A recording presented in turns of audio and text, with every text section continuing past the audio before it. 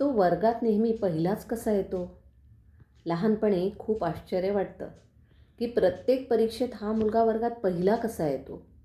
काय रहस्य आहे याचं कळत नाही.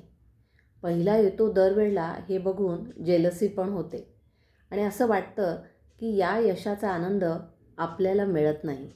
त्यामुळे मन नाराज होतं, उदास वाटतं. आपण कमी पडतोय का या विचाराने वाईटही वाटतं. पण जेव्हा शाळेमध्ये असताना आम्ही आमच्या शाळेमध्ये काही हुशार मुलांची, पहिलं येणाऱ्या मुलांची आम्ही मुलाखत घ्यायचो आणि त्या मुलाखतीमध्ये आमच्या शाळेतल्या मुलांना आणि मुलींना पहिलं येण्याचं खरंच काही रहस्य असतं का? की ती खूप मोठी ग्रेट गोष्ट आहे, की त्याच्यासाठी आपल्याला हुशार मुलांशी मैत्री करावी लागते, त्यांच्याबरोबर राहावं लागतं वगैरे वगैरे जे काही गैरसमज होते ते मुलांचे दूर झाले. मुलांनी ज्यावेळेला त्या पहिल्या येणाऱ्या मुलाला काही प्रश्न विचारले की तू नेहमी पहिला येतोस, याच्यामागे काही रहस्य आहे का? तर तो असं म्हणाला की खरं म्हणजे याच्यात काही खूप खास असं काही नसतं. फक्त तुम्ही तुमचा अभ्यास योग्य पद्धतीने केलात की मग ते पहिलं येणं जमायला लागतं. त्याने काही गोष्टी मुलांना सांगितल्या, त्यातल्या काही गोष्टी आज मुलांना तुमच्याशी शेअर करते. की सकाळची वेळ आणि झोपायच्या आधीची वेळ ह्या वेळा सगळ्यात चांगल्या असतात. कारण सकाळच्या वेळी मेंदू हा ताजातवान असल्यामुळे त्यावेळेला तुम्ही जर मोठमोठ्याने वाचलत जेणेकरून लक्षात राहील, आपल्याला स्मरणात राहील याच्याकरता म्हणून मोठ्याने तो धडे वाचत असेल. आणि झोपायच्या थोडं आधी ज्या काही अत्यंत कठीण अशा विषयांचा अभ्यास तो करत असेल. त्याचं म्हणणं असं होतं की झोपेमध्ये आपल्या मेंदूमध्ये आपण जे आधी वाचलेलं असतं ते चांगलं स्मरणात राहतं, ते स्टोअर होतं. त्यामुळे सकाळची वेळ आणि झोपायच्या थोडं 1-1.5 तास आधीची वेळ या 2 वेळी त्याने निवडलेल्या होत्या.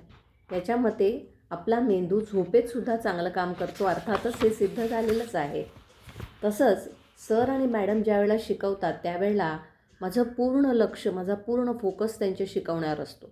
गप्पा मारून, मागच्या बेंचवर बसून चित्र काढवून किंवा अन्य काहीतरी उठाठेवी करण्यामध्ये मी अजिबात माझा वेळ किंवा माझं लक्ष घालत नाही. मी अजिबात स्वतःला डिस्ट्रॅक्ट होऊ देत नाही, विचलित करत नाही.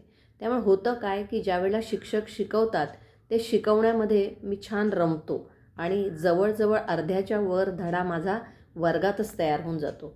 म्हणजे शिक्षणासाठी किंवा शिकण्यासाठी परत स्वतंत्र वेळ मला द्यावा लागत नाही. मला फक्त सराव करावा लागतो, प्रॅक्टिस करावी लागते. जेव्हा सर किंवा मॅडम एखादी गोष्ट रिपीट करतात किंवा तो मुद्दा ठसवतात, समजावून सांगतात की हा महत्त्वाचा आहे, हा महत्त्वाचा मुद्दा आहे, त्यामुळे लगेच तो नोट डाऊन करून घेतो माझ्या वहीवरती.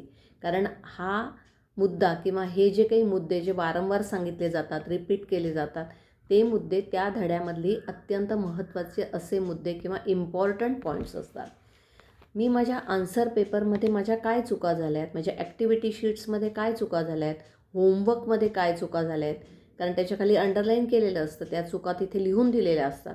त्यांना मी लिहून काढतो की माझ्या ह्या चुका झालेल्या आहेत आणि त्या चुका का झाल्या आहेत ते पण मी शोधून काढतो.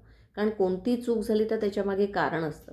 ती चूक शोधणं, तिला दुरुस्त करणं आणि पुढच्या वेळेला माझ्याकडनं ही चूक होणार नाही याच्याबद्दल जागरूक असणं हे माझ्या पहिल्या येण्याचं रहस्य आहे.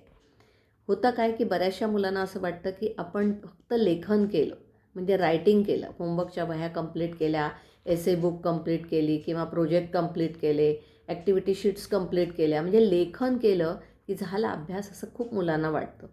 पण त्या मुलाने असं सांगितलं की मी वेगवेगळ्या प्रकारचे प्रश्न म्हणजे एकच प्रश्न वेगवेगळ्या फॉर्ममध्ये असतो, अशा विविध प्रकारच्या प्रश्नांना मी सातत्याने त्यांची प्रॅक्टिस करतो. त्यामुळे मला उत्तरं पटकन लिहिता येतात आणि अचूक लिहिता येतात. मुलांनो, पहिलं येणं ही काही जादू नाही आहे. आपण जर योग्य पद्धतीने, योग्य मार्गाने अभ्यास केला तर हे नक्की जमू शकतं. नुसत्या स्मार्टनेस असून भागत नाही, तर त्या स्मार्टनेसला योग्य पद्धतीने आणि रोज अभ्यास करणं आणि आत्ता जे काही मी तुम्हाला 3-4 मुद्दे सांगितले त्यांना धरून अभ्यास केलं तर नक्की तुम्ही पहिलं येण्याचा प्रयत्न करूच शकता. धन्यवाद.